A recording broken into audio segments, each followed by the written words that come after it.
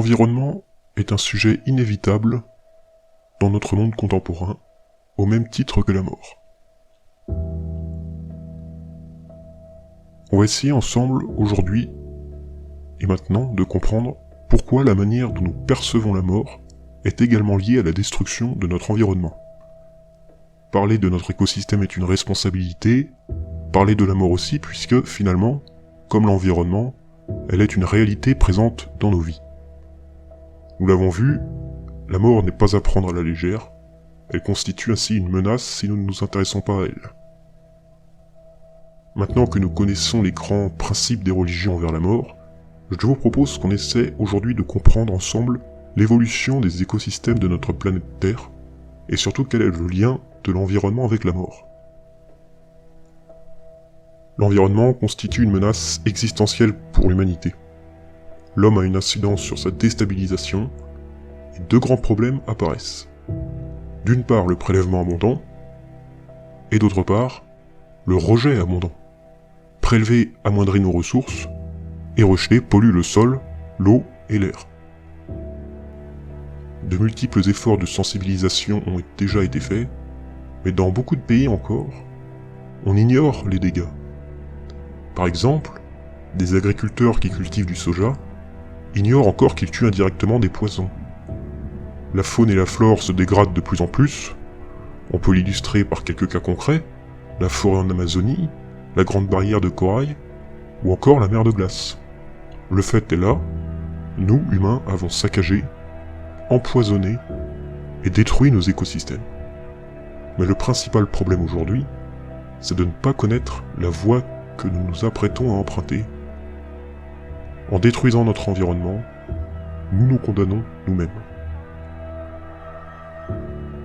Quand vous vous adressez à un climato-sceptique, il vous dira peut-être que les hommes ont déjà survécu il y a longtemps à des périodes très froides ou très chaudes, mais ce qu'il oublie, c'est qu'à ces époques lointaines, le système moderne et l'urbanisation n'existaient pas. Ils ne représentent que 0,5% du temps depuis l'apparition de l'espèce humaine sur Terre.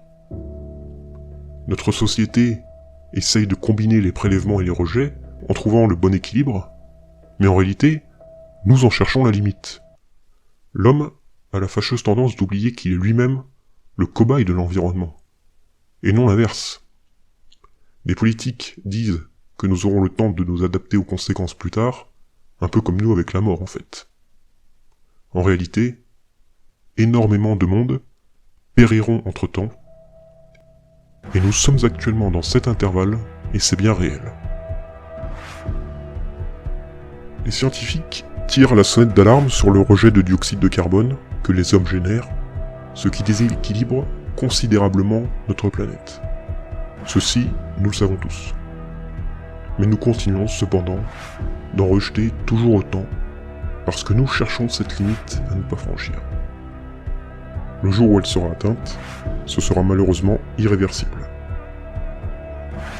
Peut-être que les chiffres annoncés par les chercheurs pourront raisonner les hommes, ceux qui annoncent, dans le meilleur des cas, une augmentation moyenne de 2 degrés d'ici 2040 si on ne parvient pas à changer. 2 degrés c'est beaucoup, parce que les déserts s'étendront, les calottes glaciaires fondront encore plus vite et feront monter le niveau des océans. Enfin, les tempêtes et les inondations seront par la suite plus fréquentes. Ces phénomènes feront tomber le prochain domino, le domino des hommes. L'agriculture sera évidemment impactée, les habitations détruites, et cette catastrophe humaine renversera ensuite le domino suivant. Le domino de l'immigration de masse, parce que beaucoup de parcelles seront devenues inhabitables. Tout cela étant engendré à la base par le seul effet de l'augmentation du dioxyde de carbone. En réalité, il y a énormément d'autres conséquences catastrophiques.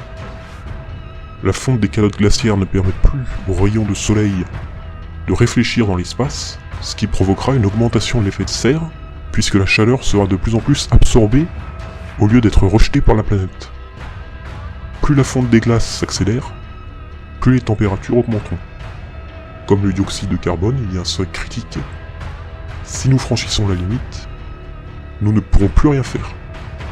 Et ce, même si on arrêtait soudainement et définitivement de rejeter. la sensibilisation doit prendre fin, et l'action doit prendre la place. Mais malheureusement, nous rejetons encore. Bientôt les ressources seront épuisées. Nous ne savons pas comment réagira l'homme face à cela.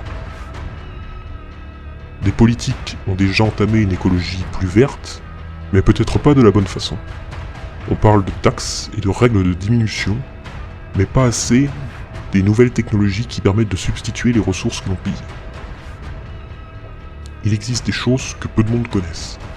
L'eau virtuelle, par exemple, l'eau permettant de fabriquer de la viande, épuise énormément de ressources et tue énormément d'animaux. Saviez-vous cependant que la technologie permettait de fabriquer de la viande sans tuer un animal, tout en conservant une bonne qualité? En plus de moins prélever, elle permet de nourrir énormément de monde. Je trouve dommage que les États qui ont laissé un peu de place à l'écologie ne mettent pas en pratique cela. Il y a également un autre problème au réchauffement climatique, c'est l'interdépendance entre les différents pays du monde. Si hypothétiquement, un pays décide d'engager une politique 100% écologique, cela ne veut pas dire pour autant qu'il sera protégé des catastrophes, parce qu'un autre pays aurait décidé de négliger l'environnement. Même si la Chine pensait écologie, cela n'empêcherait pas les typhons locaux de se produire parce que l'Amérique ne partagerait pas la même vision écologique de l'autre côté de l'océan. L'inégalité de la répartition géographique sur Terre permet à certains de mieux survivre au réchauffement climatique que d'autres. Si on désire l'égalité écologique, il faut employer des actions au niveau global plutôt que des actions par nation. De surcroît, quand certains possèdent plus de carburants fossiles que d'autres. Tout ceci est malheureusement utopique pour des raisons financières, même si la menace est très sérieuse. Les sacrifices freinent l'envie de l'homme à changer, parce que l'investissement est trop coûteux et qu'il se dit que les générations suivantes s'en occuperont. Le plus grave reste les climato-sceptiques, qui préfèrent penser que le réchauffement climatique n'existe pas. Cette conclusion montre à quel point il est essentiel de bien réfléchir à la mort pendant que nous sommes en vie. Parce que si la théorie de la Renaissance, dont nous avons parlé la dernière fois, s'avère être une réalité pour les hommes, ce n'est peut-être pas le cas pour l'environnement. Le secret de la mort a peut-être un lien très fort, pour ne pas dire sacré. L'environnement. Mais pour les hommes qui ne croient pas en la Renaissance, arriveront-ils, au moins, à penser aux générations qui s'apprêtent à venir au monde? J'espère que cette vidéo vous a plu, et je vous dis à la semaine prochaine pour une autre vidéo.